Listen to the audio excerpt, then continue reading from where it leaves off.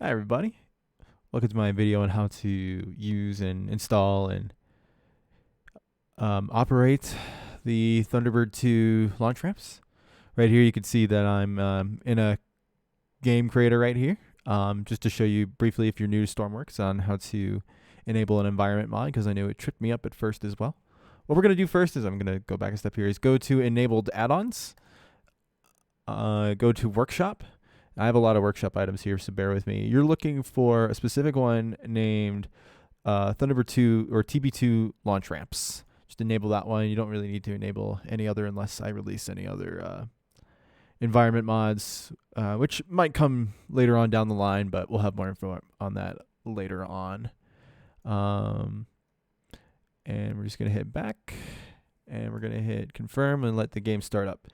The launch ramps only spawn right now on the custom creative base. I might add some more, and later on I'm planning on just releasing the assets, so for the trees and the launch ramp itself. So if you have a base that you want to spawn that in, you can do it at your own discretion or wherever you want, wherever it pleases you most. But this is just a place where you can have it spawn immediately. So now you can see here's our trees, our launch ramp. We're just going to go ahead and run over here and just quickly go through the startup on Thunderbird 2 just to show you how to get attached to it and how to use it.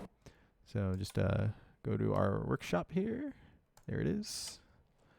Go ahead and spawn that in. Hopefully it doesn't take too long. There we go. And we're just going to hit number 1 button here first. Hit 2. And wait for it to finish there. Hit 3. Once we're attached, hit 4. And then we can move this hatch forward. Alright, so we're just going to go through our startup procedures here by connecting the pod there. And then I'm just going to hit our ground controls. And then we're just going to get her rolling here.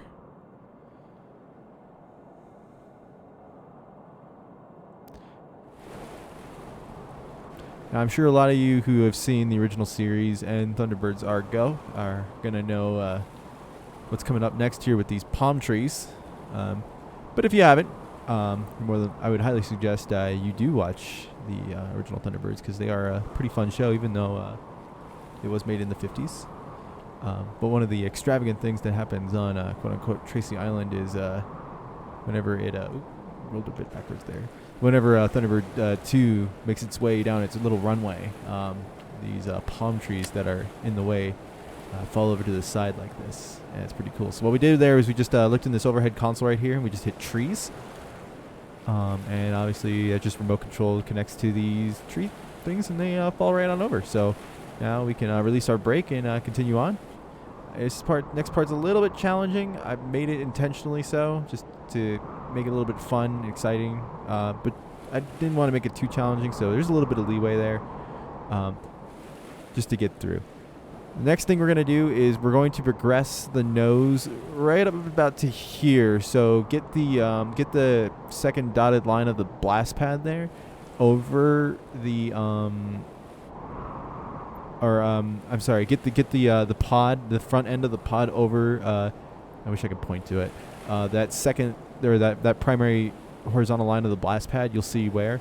The reason being is we're going to hit this switch labeled guide rail, and what that does is, if you can see there's a little. You see that little white piece that's underneath the pod right now. That's released the rail that is dropped onto the rail that goes all along the ramp. That guides Thunderbird 2 right onto these pylons that are yellow, that attaches it to the ramp that and hold it back while it's throttling up. And you'll see that in just a second here. But I do believe we're already attached. You might not nail it first try. That's okay. All you have to do is just drive across it and just let it roll right onto these pylons right here. And you should hear it. There it is. It just stopped immediately. There we go.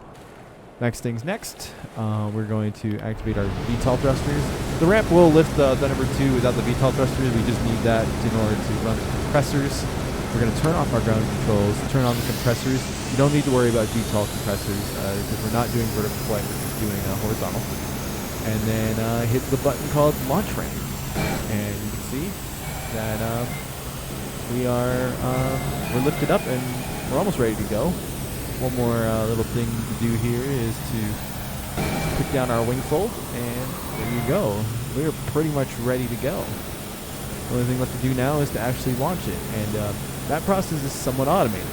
All we have to do is throttle our level up here, and then once we reach a certain RPM on this gauge here, I believe, correct, it's 85 or 90, it will automatically release us. Let's see. Yep. And there we go. We're on our way.